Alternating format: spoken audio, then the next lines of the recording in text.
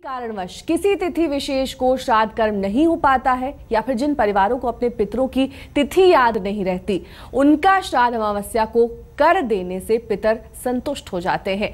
तो पितृ विसर्जन पर पितरों को कैसे करें तृप्त, ये बताने के लिए हमारे साथ हमेशा की तरह मौजूद है ज्योतिषी राजकुमार शास्त्री जी। शास्त्री जी, बहुत बहुत स्वागत है आपका। तो क्या है पूजा की विधि विधान और कैसे करें पितृ विसर्जन, बताएंगे हम आपको, लेकिन सबसे पहले जान लेते हैं कि अमावस्या पर श्राद्ध करने का क्या महत्व है।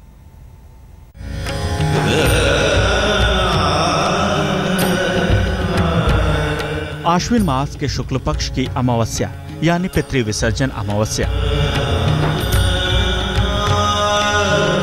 जिसके साथ ही 16 दिनों का श्राद्ध पक्ष पूर्ण होता है और पितरलोक से आए हुए पितृजन महालय भोजन में तृप्त होकर अपने लोक को जाते हैं।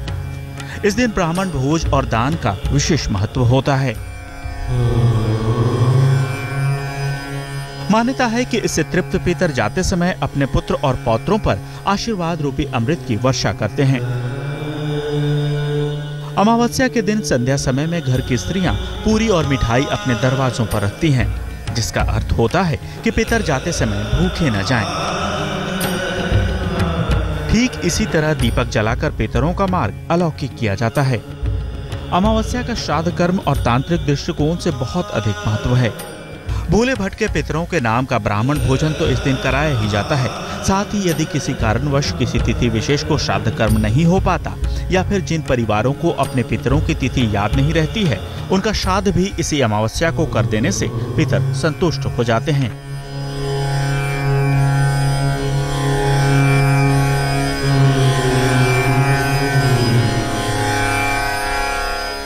अमावस्या के दूसरे दिन से शारदीय नवरात्र प्रारंभ हो जाते हैं। यही कारण है कि मां दुर्गा के प्रचंड रूपों के आराधक और तंत्र साधना करने वाले इस अमावस्या की रात्रि को विशिष्ट तांत्रिक साधनाएं भी करते हैं। आश्विन मास की अमावस्या को पितृ विसर्जन अमावस्या भी कहा जाता है। यूं तो अमावस्या पर विधि विधान से किए गए पितरों के पूजन से जातक के जीवन से तमाम समस्याओं का नाश हो जाता है, लेकिन इस बार अमावस्या पर कुछ खास संयोग इस दिन को और भी विशेष बना रहे हैं। सालों बाद बनता है ऐसा योग जब दो अति महत्वपूर्ण ग्रह अमावस्या पर एक साथ उच्च हों और शुभ फल दे रहे हों।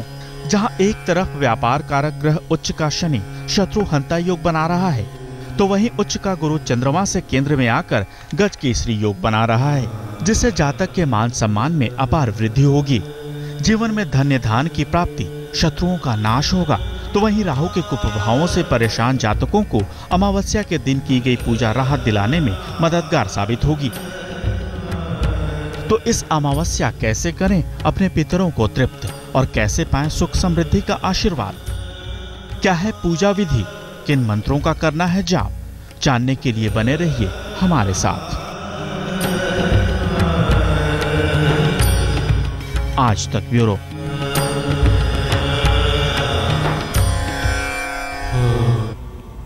तो श्राद्ध के दौरान हम आपको बताते रहते हैं कि किस तरह से पूजा का विधि विधान है, किस तरह से पूजा की जाए ताकि आपको अपने पितरों का आशीर्वाद प्राप्त हो सके। शास्त्री जी हमारे साथ मौजूद हैं। शास्त्री जी, आपसे जानना चाहेंगे, जो लोगों को अपनी पितरों की तिथि नहीं पता या किसी कारणवश वो श्राद्ध का जो पूजा क्रिया है वो नहीं कर पाए हैं, ऐसे में आखिरी दिन किस तरह से पूजा का विधि विधान करेंगे? सबसे पहले मैं आपको बता दूं कि श्राद्ध में आखिर कौन कौन सी वस्तु और उसका पूरा विधान क्या है। श्राद्ध में जौ, काले तिल, दूध, कुशा की बनी हुई 2 अंगूठी, जिसको हम 35 कहते हैं, गंगाजल, कुमकुम, सफ़ेद धागा, 1 बड़ा कटोरा, अर्घा, आचमनी, ये सभी सामग्री को एक थाली में सजा करके रख लेना चाहिए। श्राद्ध में चूँकि दक्षिण दिशा की ओर मुख करके करने का विधान है, पितृलोक दक्षिण दिशा में है, पृथ्वी के नीचे दक्षिण दिशा में, तो सफ़ेद आसन का प्रयोग करें और स्वयं को सबसे पहले कुमकुम का तिलक करें। दाहिने हाथ की कलाई पर 16 बार लपेट करके, क्योंकि श्राद्ध 16 होते हैं, तो लपेट करके और धागे को, सफ़ेद धागा को बांधें। और जनेऊ जो है, ये ध्यान रखें कि पितृकारी में बाएं तरफ होता है और देवकार में दाएं तरफ, उसको सभ्य और अपसभ्य कहते हैं।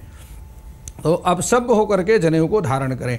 मैं एक मंत्र दे रहा हूँ, इस मंत्र का 3 बार उच्चारण करते हुए आचमन करना है ओम गंगा विष्णु, ओम गंगा विष्णु, ओम गंगा विष्णु। ये आचमन के का मंत्र है।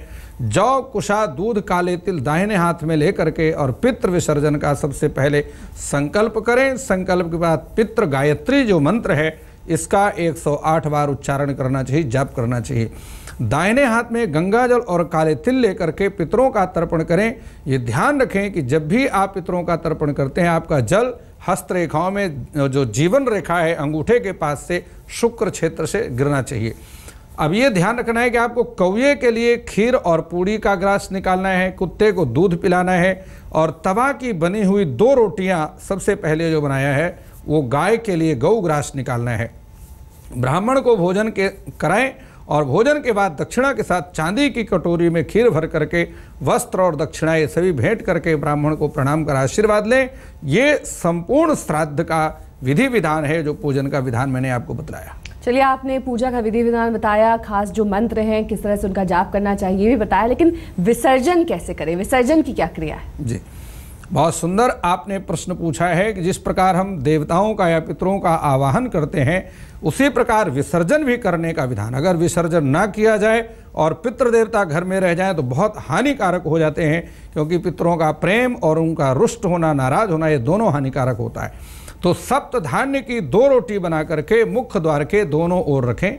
रोटी पर उड़द की दाल, दही, सरसों का तेल का दीपक जो है आटे का बना करके उसके ऊपर स्थापित करें और उसके बाद 7 बार अपने हाथ में जल लेकर के मस्तिष्क रेखा से होकर के और उस जो है जल को 7 बार घुमाना चाहिए। उसके लिए मैं आपको एक मंत्र दे रहा हूं जो पितृ विसर्जन का मंत्र है, इसका उच्चारण करना बहुत आवश्यक होता है। ओम यान्तु पितृगणा सर्वे पूजाम आदाय हेतवे मम गृहे धन धान्यादि समृद्धिम कुरु सर्वदा। इस मंत्र का अर्थ है कि हे पितृदेवता आप जाएं और मेरे घर में धन धान्य की समृद्धि बनी रहे, ऐसा आशीर्वाद दें।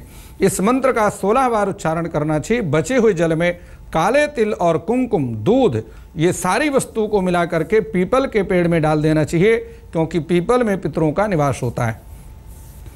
पीपल के पितरों के निमित्त पीपल के वृक्ष की 1 बार परिक्रमा करनी चाहिए, क्योंकि पितरों का जो परिक्रमा है 1 बार होता है, ऐसा शास्त्र विधान है। तो इसलिए संपूर्ण क्रिया को करना है। ये पितृ विसर्जन की संपूर्ण विधि मैंने आपको बतलाई है।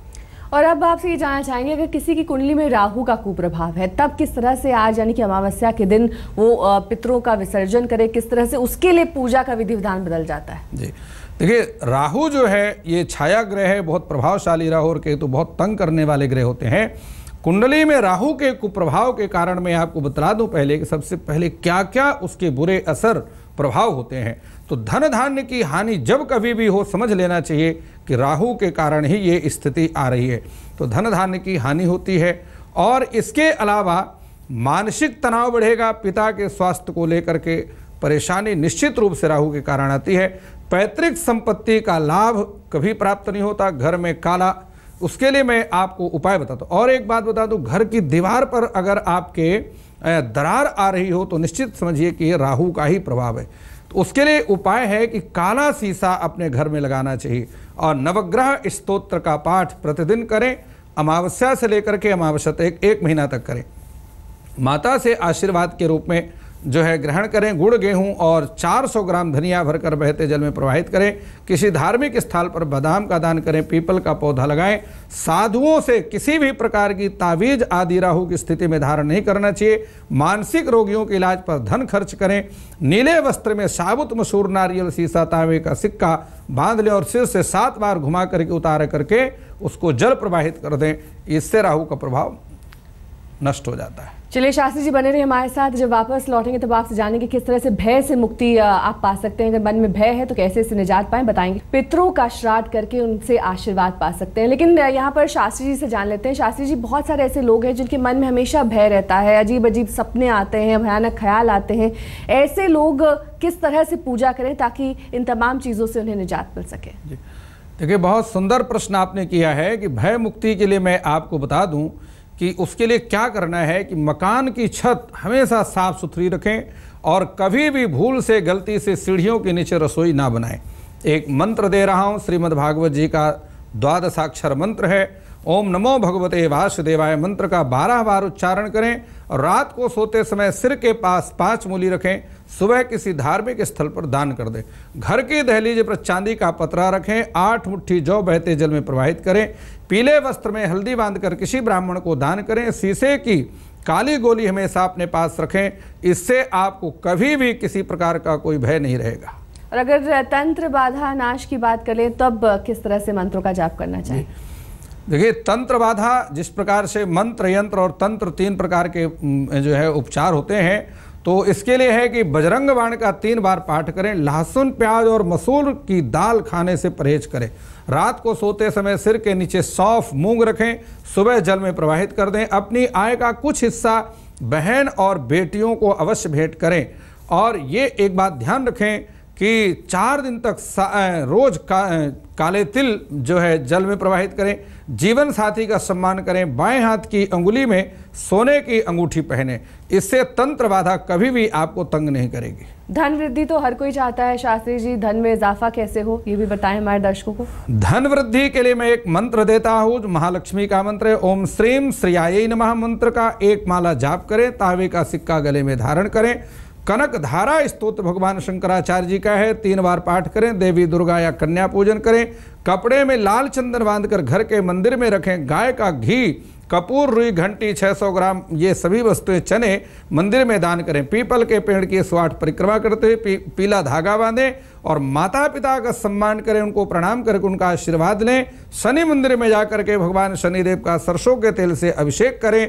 ये सारी वस्तु अगर आप करेंगे तो निश्चित रूप से आपको इसका बहुत बड़ा लाभ प्राप्त होगा। चलिए ब्रेक के लिए अब रुकना पड़ेगा। ब्रेक के बाद जब वापस लौटेंगे तब बात करेंगे कौन से नियमों का पालन करना चाहिए, यानी कि कौन सी वो चीज़ें हैं जो आपको करनी चाहिए, या फिर जी आप बताइए वो नियम जिनका पालन करना चाहिए, कौन सी चीज़ें करनी चाहिए, कौन सी चीज़ों से बचना चाहिए। जी, अमावस्या की रात को दूध पीने से परहेज करें। संभव हो तो अगली अमावस्या तक रोज मंदिर में जाएं।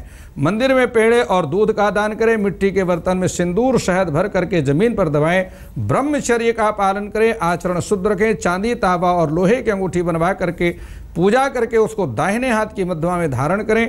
मसूर की दाल, शहद और सिंदूर बहते जल में प्रवाहित करें। विष्णु सहस्त्र नाम या पुरुष सूक्त का पाठ करें। चलिए, बहुत बहुत शुक्रिया हमारे साथ इस खास पेशकश में शामिल होने के लिए।